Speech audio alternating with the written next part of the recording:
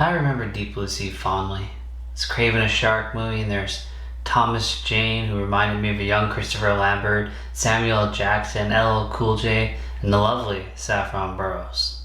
With a solid supporting cast like Stellan Skarsgård and Michael Rappaport. I remember they put money into the sharks, so they had like $100,000, $200,000 for these remote control sharks that actually looked really good. Sure, there's a couple of bad shots of computer animation of the sharks there, but for the most part, it was a pretty good movie. And it made profit. So when I heard they were going to make a Deep Blue Sea 2, I was like, hell yeah. A movie that made profit, they're not going to do some straight to DVD crap.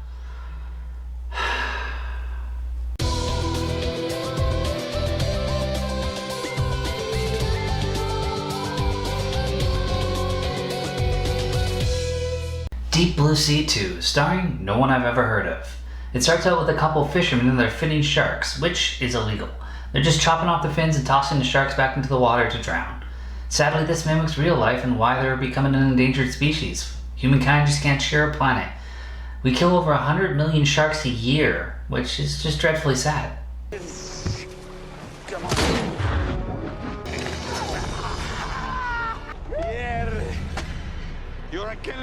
Thankfully, they're taken out by our shark swim team, which hunt in unison, which sharks don't actually do. Then we're introduced to our lead, who swims with sharks and teaches a class on protection of sharks. Played by Danielle Savre, who turned out pretty well despite her mother's desire to become a stripper with the name Misty. She gets hired by a rich guy named Carl Durant, who wants her to consult at his research lab.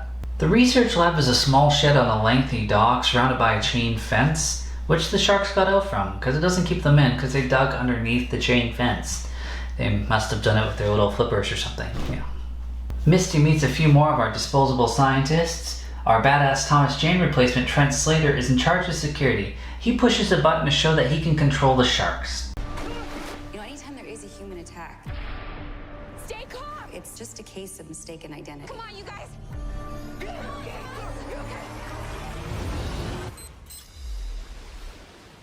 Also, they use bull sharks, which characteristic-wise might make the most sense, as they will eat many things and not follow the usual pattern of sharks. Also, Misty hates them because they're unpredictable. During the tour, Misty had to jump in the water to save a tech guy as they were using him for a demonstration before they pushed the button and the shark swam away. So naturally, she had to get changed to show that she's in good shape, which is also a callback to the first one. So far, the CGI in the sharks has been middle ground. Not perfect, but not terrible. We see Durant taking a serum, which then fills the screen with all these equations, because he's getting smarter, though his staff believes he's getting more irrational. But we do get to see one of the 3 best moments of this film. And yes, I'm counting the changing scene. It's slim pickings. So the rich guy says to his lawyer buddy, yes, the sharks are becoming smarter, and I'm going to use them, and when I'm done with them, kill them. Okay. Here it is. This fucking shark is listening in. That is amazing, and all the motivation the sharks need now to kill the humans. It wasn't enough that they were experimented on before. No, this is the line. So a little more copying of the original, and they sent Trent out to get Bella and drug her and bring her to the pressurized lab. We find out that Durant is basically afraid of Skynet, that he feels AI and machines are going to take over, so he wants to make the human race smarter. And apparently shark fins are sharp enough to cut ropes. They can also communicate and drag this boat into a fuse box to make everything explode. And then there's this idiot with his arm inside the shark's mouth, just like in the first one, except I don't think they have the budget to rip his arm off.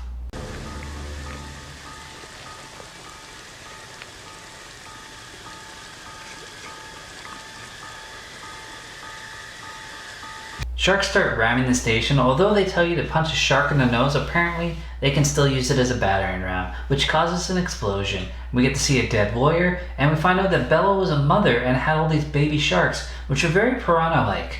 We get an unrealistic shark kill jumping through the pool to eat a man's head after he said they could kiss his ass. Those sharks can kiss my ass! Misty starts dropping F-bombs as this underwater facility starts to flood. Trent and Misty start the bond as they're all separated in half-flooded corridors with different lighting. I assume because they're using the same corridors and just changing out the light bulbs to save money. Durant's still drinking his formula. I really hope that he starts to develop telepathic shark powers. Now the third best part of this movie is when the baby sharks start jumping out of the water trying to eat Daniel, one of the disposable scientists, because it's funny and it's adorable. They're like little rubbery baby sharks.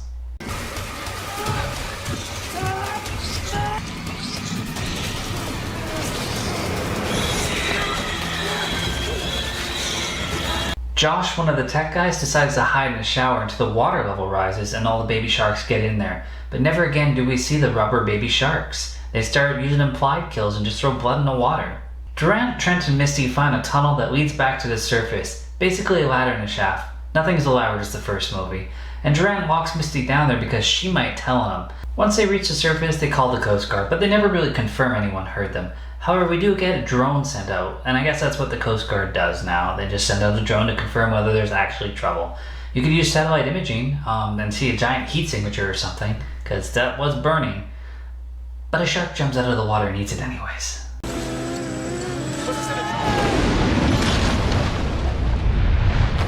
Misty goes back to the pressurized pool to swim up to the surface. That's not safe. Her and Trent decide that their only option is to swim to this rubbery boat, as that's a good idea. Durant gets swallowed whole by a shark jumping out of the water.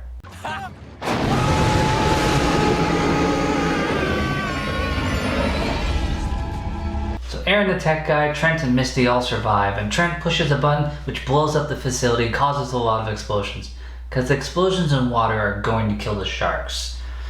3 weeks later, we see a bunch of sharks swimming towards a camera at a beach.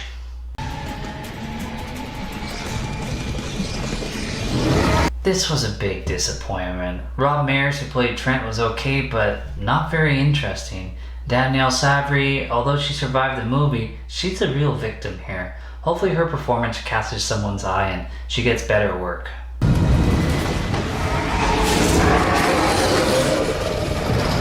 A low-budget, almost exact copy of the original is a waste of time. Toxic Sharks was more interesting than this.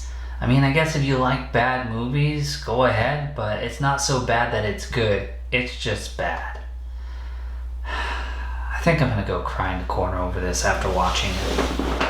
As always, thanks for watching.